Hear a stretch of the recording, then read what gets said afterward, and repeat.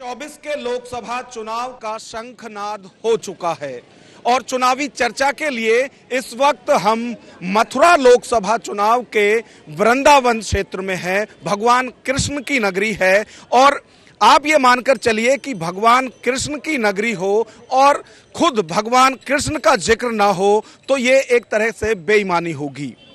आज हम यहाँ मथुरा के क्या क्या मुद्दे हैं, किन मुद्दों पर ये लोकसभा चुनाव होने जा रहा है, इस पर लोगों से बात करेंगे।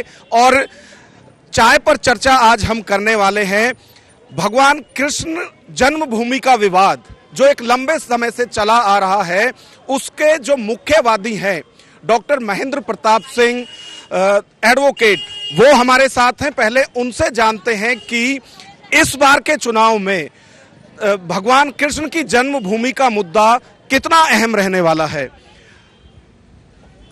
क्या इस बार जो चुनाव होगा इसमें भगवान कृष्ण की जन्मभूमि का जो मुद्दा है वो अहम रहने वाला है? देखिए, भगवान कृष्ण का और ब्रज का चुनाव हो और भगवान कृष्ण की चर्चा ना हो, ये तो असंभव है। और सदियों से परंपरा हमारे ब्रज की रही है कि हम तो कृष्ण के उपासक हैं और जो कृष्ण के उपासक सब हैं, हम उसी पार्टी को सब लोग वोट देते रहे हैं जो कृष्ण को आगे लाए हैं, राम को आगे लाए हैं।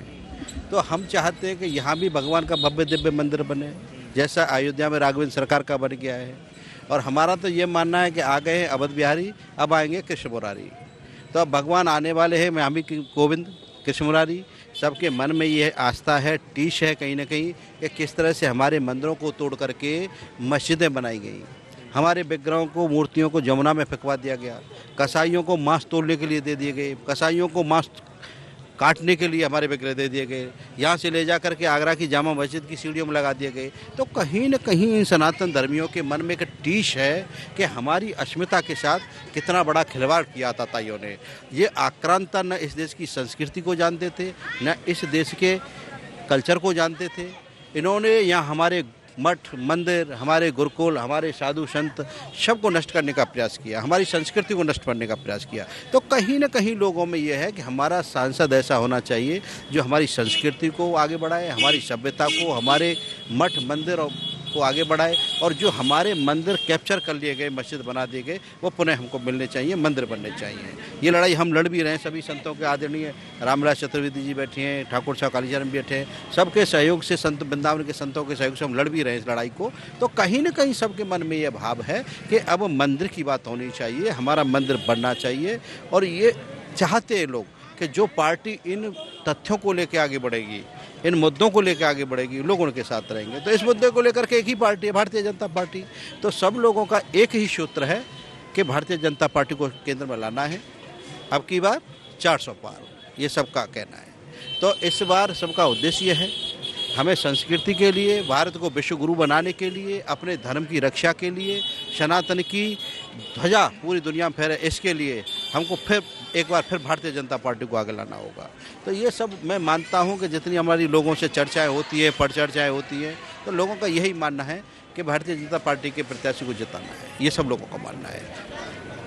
क्योंकि आप वकील भी हैं और इस मुद्दे से हर तरह से आप वाकिफ हैं, तो क्या जो वर्शिप एक्ट 1991 है वो इसमें आड़े नहीं आ रहा है? क्योंकि लगातार मुस्लिम पक्ष की तरफ से भी यही सवाल उठाए जाते रहे हैं।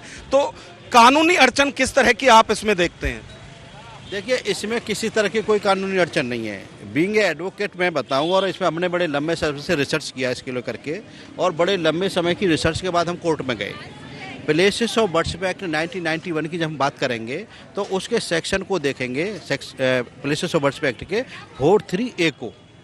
43A में ये साफ किया गया है कि अगर कोई प्रॉपर्टी 100 साल से ज़्यादा पुरानी है और आर्कोलॉजिकल सर्वे ऑफ इंडिया के पोजेशन में है, और मोनूमेंट्स एक्ट 1958 कहता है कि जो 100 साल से पुरानी संपत्ति है वहाँ पर ये एक्ट प्रभावी नहीं माना जाएगा। दूसरी बात मैं आपको बता दूँ कि काशी के मामले में, अभी काशी का जो मामला डिसाइड हुआ है, वहाँ न्यायालय में वहाँ भी इन्होंने ये तथ्य रखा। इनकी आदत है कि जो मुद्दों से भटकाव चाहते हैं, जो लोग सत्य लाना चाहते हैं, उस सत्य को नहीं आने देना चाहते, क्योंकि ये चाहते हैं कि सत्य दुनिया के सामने नहीं आए।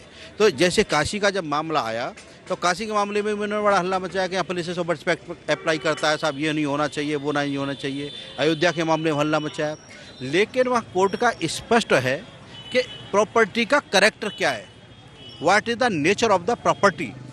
भाई प्रॉपर्टी का कौन सा नेचर है, तो इन प्रॉपर्टी का धार्मिक चरित्र है, और धार्मिक चरित्र प्लेसेस ऑफ वर्शिप एक्ट में डिफाइन नहीं किया गया है। माननीय न्यायालय ने कहा कि प्लेसेस ऑफ वर्शिप एक्ट के अनुसार उस प्रॉपर्टी का नेचर क्या है, धार्मिक चरित्र क्या है प्रॉपर्टी का, और धार्मिक चरित्र क्या है मंदिर का। ये आक्रांताओं ने मंदिर तोड़ा, जब तोड़ करके जब मस्जिद बनाई गई तो वहाँ मंदिर था, ये सब लोग जानते हैं, और मंदिर था तो मंदिर के होते हुए वहाँ मस्जिद बना।